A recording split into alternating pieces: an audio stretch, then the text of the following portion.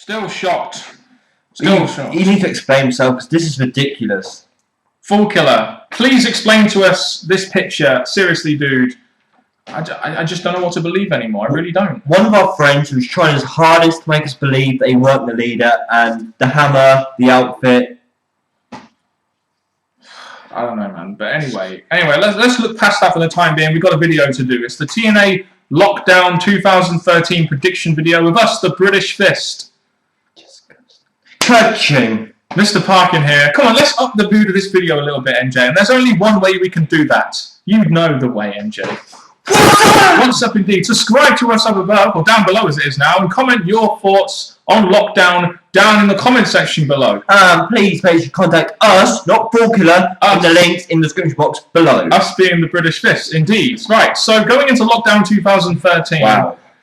I must admit, I've got the shirt.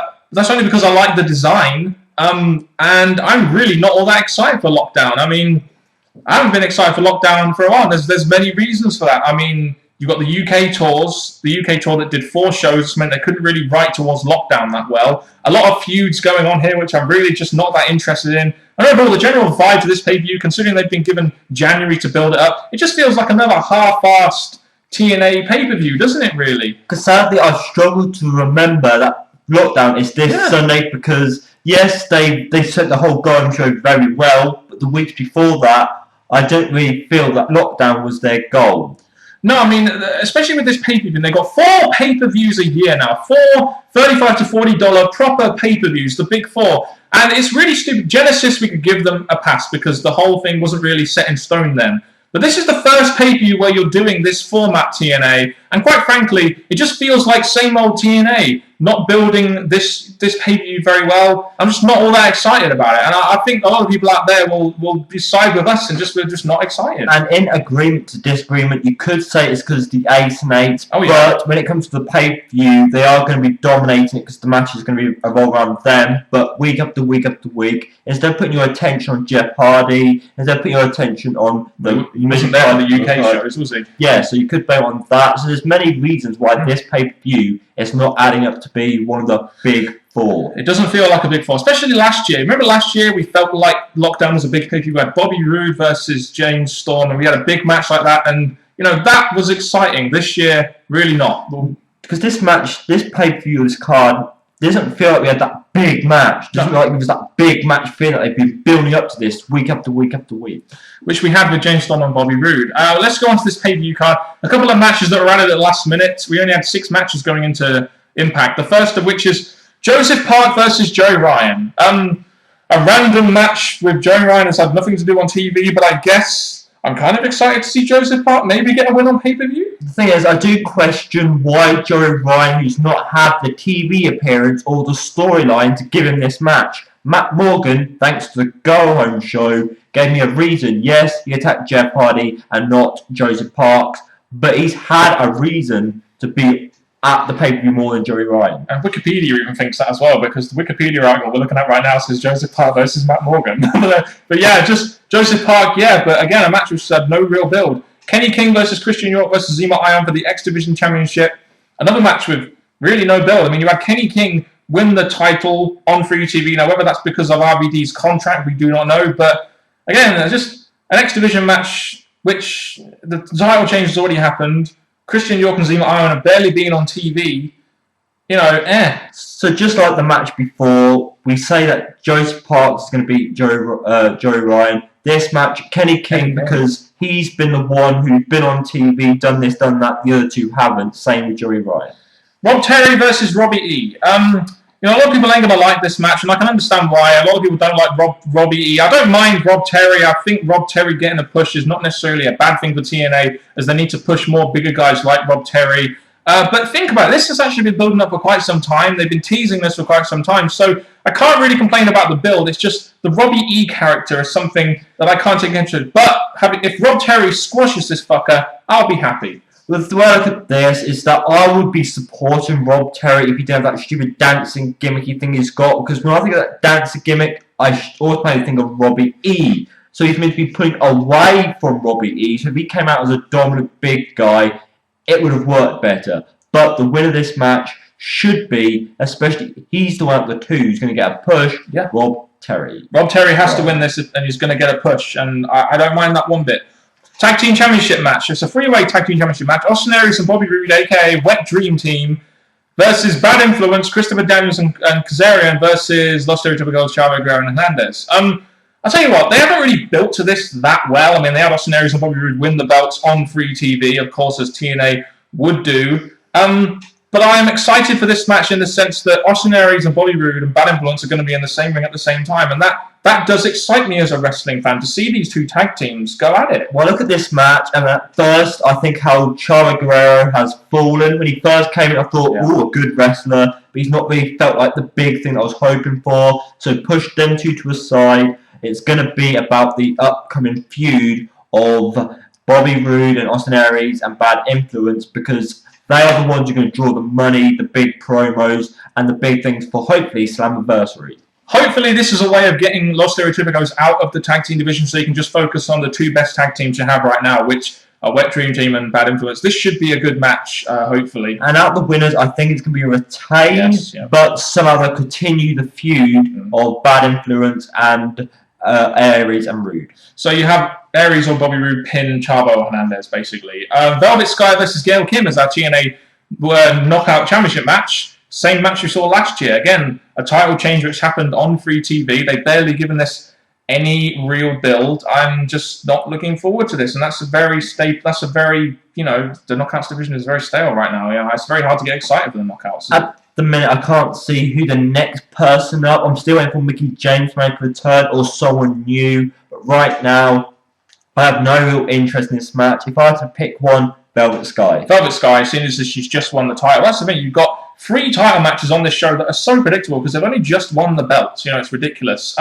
So they're the first 5 matches on this card, and they're not going to be contested inside a steel cage. Generally, lockdown, you'd have all the matches in the cage, but apparently this year they changed the format a little bit. They've got only 3 matches inside the steel cage. Do you think this is a good move or a bad move for TNA? I must admit, I did like the all cage concept, but some of these matches don't really deserve to be in steel cages. That's where I look at it, because I think even though for them to have a pay-per-view which is all about the cage, the chambers and stuff, it is worthy of putting. But I think, again, just like the Elimination Chamber in WWE, you need the right people to go into that cage. Instead of putting like Joseph Park and Joey Ryan there, okay, no.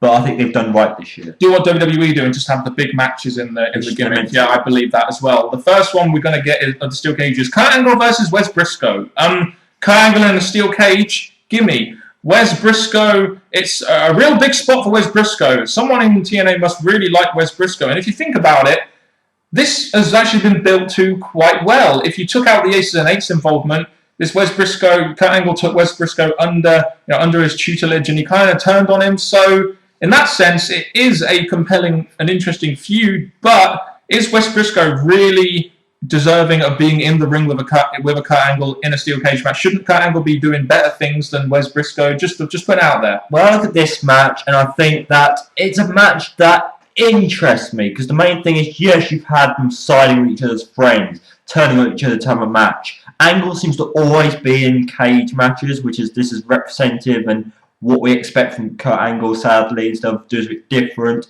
But I think this match, yes, you could say Angle's going to win, but I think if Wes can somehow get a win here, if especially they want to push him in the future, a win over Kurt Angle at a pay-per-view is big, but I think because of the Ace and 8 side, more than just the match itself, Angle's going to win. Angle will definitely win this match. There's no way a Wes Briscoe should be beating a Kurt Angle.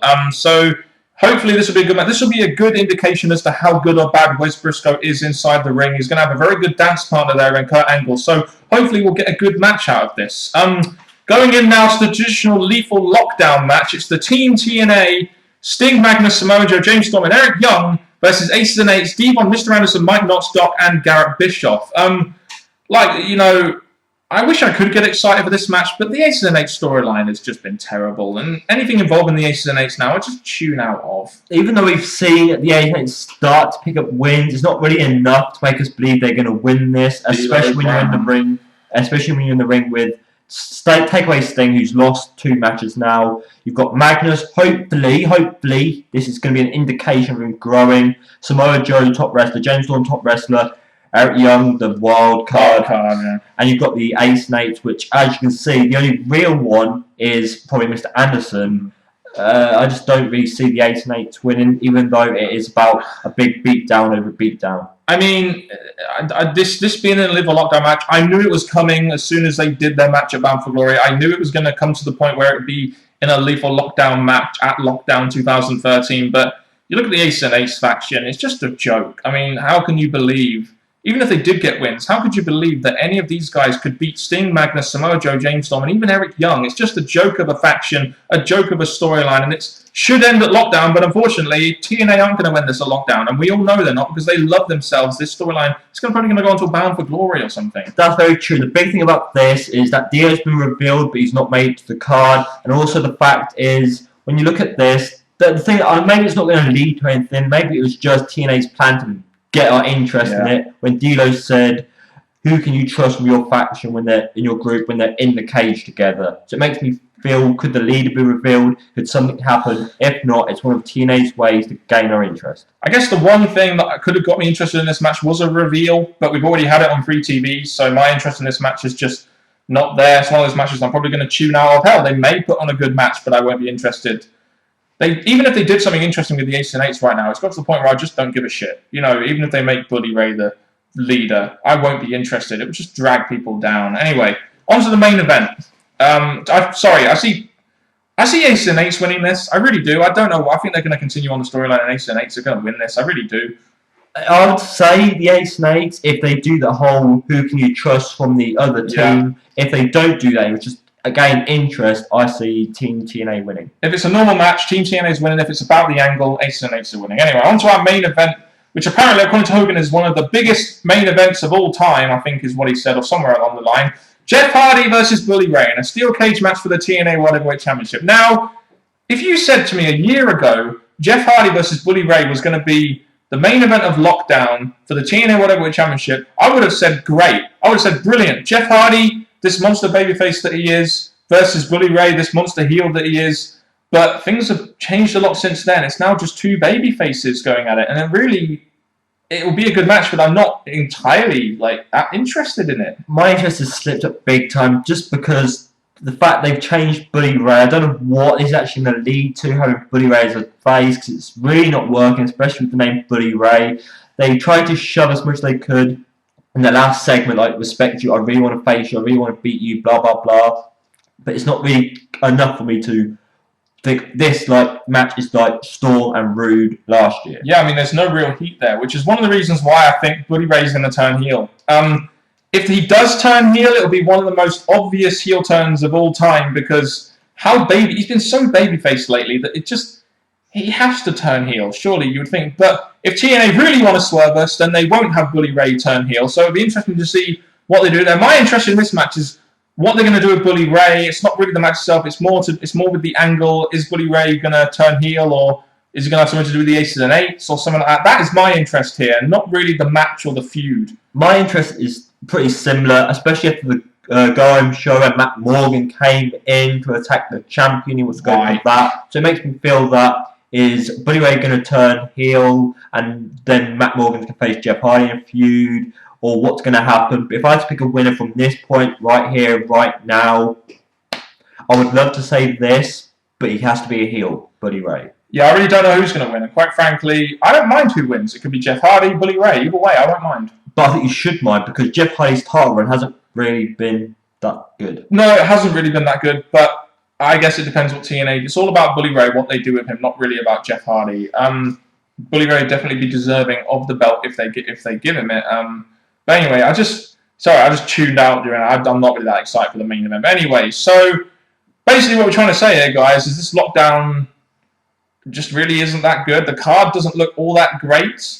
Not that excited for it. I mean, if TNA could deliver us a decent to good pay-per-view, but we're not that excited. Whereas last year we were really excited and it let us down. It's funny how sometimes when TNA don't build into pay-per-views. They deliver, and they're good because you don't expect that much. It's funny how that works. It's how it is, but the thing I feel, just the same with the WWE pay-per-views, there needs to be at least one surprise. If TNA can give us that one surprise in any of these almost 8 matches, because some of them I don't really care about, then I think it could do justice. Yeah, so give us your thoughts on Lockdown down in the comment section below, and I just look at this picture once again. I just say, Fall Killer, we want answers. We really need answers for this, because right now I just don't know what to believe. I'm sorry, I don't know what to believe. We need to have a talk with you, because if you want us to continue our friendship and us supporting you, you need to explain where are we going, what were you thinking, and are you the leader?